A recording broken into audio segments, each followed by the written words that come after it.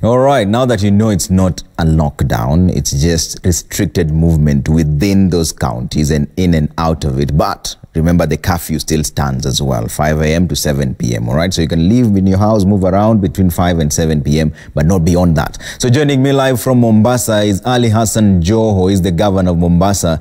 Governor, thank you for making time for us this evening. So this restricted movement is coming your way on Wednesday. Is there a plan to cushion those who have to travel by ferry from your county to a different county in search of work? Thank you very much. First of all, I want to say that I am one of those who are really advocated for a lockdown. And I understand there may be some serious challenges that come with it, but we are experiencing some seriously extraordinary times. This calls on us to leave our comfort zones, to suffer a little bit today, and to be able to have a secure future for all of us and the future generations. COVID-19 is not a joke. I mean, it's not only in Kenya. Kenya is not an island dealing with this issue in isolation. We have seen how it has happened in other cities of the world, and we simply need to be careful. We need to understand that we will suffer. It can be very painful, but this is the time in our lives where we have to take the hard decisions to be able to save the future. Governor, this is just a partial, it's not a lockdown per se, it's restricted movement. Are you calling for a total lockdown? I've always said that may be the solution, even though I understand that it may not be easy because of, like you've rightly said, the vulnerable families. We have a lot of our people that earn on a daily wage to feed their families. And therefore, it's incumbent upon us to consult widely to see what we can do, both levels of government, the national government, ourselves, and all the well-wishers and partners to be able to cushion our people when we get to that point. I have a feeling at some point we may need to get to that point because people do not adhere to the regulations brought forward by the experts from the Ministry of Health, by the government, by what the president had stipulated earlier. Our people are kind of stubborn. They don't understand. Some of them until today, until to this point, they have never believed that COVID is a reality. And that gives us a big problem. Governor, many people are not stubborn for no reason. Sometimes it's because they live hand to mouth. Do you have a plan to cushion your people who from Wednesday will not be able to move across the ferry in search of work?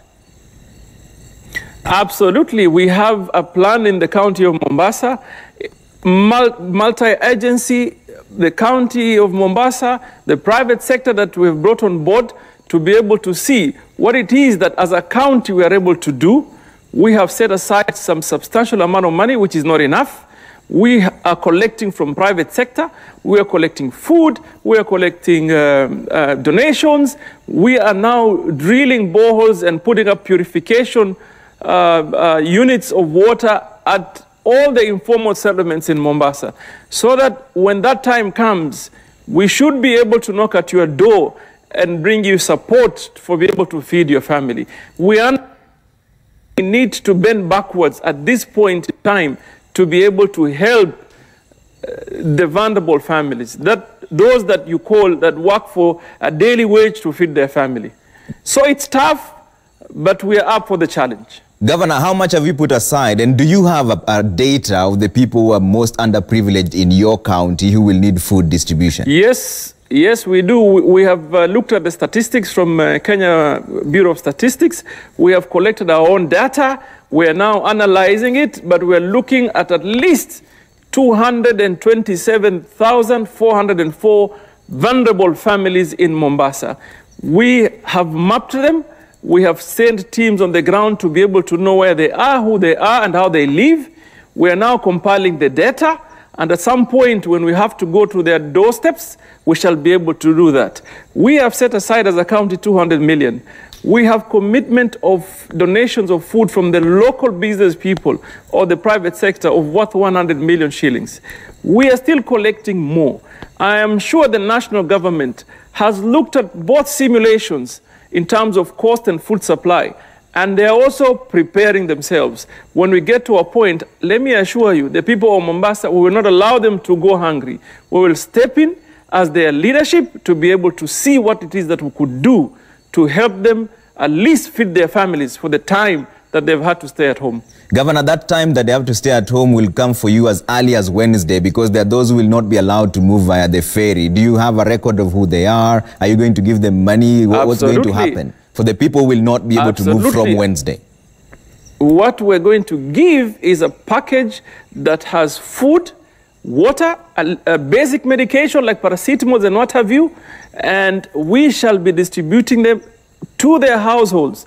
We shall go to all the informal settlements in Mombasa to see where they are and give them water, give them food for the period that they have to. Let me tell you something. It may be the toughest decision ever to be made, but we will never stop COVID-19 if we still continue to go around spreading it. It may be tough, it may be painful, but we are ready to step in. Okay. Governor, there's been a directive that all the counties need to employ thousands of health workers. Have you complied to this end? It matters not how much we have to spend today. We have already sat with the Assembly leadership. We may need to do a supplementary budget. For me today, there cannot be any other focus than the fight on COVID-19. That will require human resource support. It will require equipment. And therefore, if we have for some moment to shelve some of our projects that we're undertaking as a county, we shall do so that we save lives. Because even if you do projects, even if you do development today, you are doing it for people. So if the people are not there, if people are dying, if people are not healthy, what is the purpose? What is the purpose? So we are looking at our budget. We've already set aside and starting to spend 200 million on food. We have spent 124 million on medical equipment, and we're looking at where we can get some more. We have spoken to all the leaders ourselves.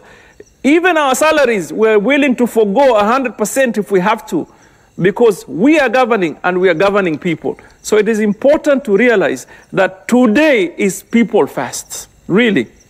The rest will come later. All right. Governor Ali Hassan Joho, Governor Mombasa, thank you so much for making time for us this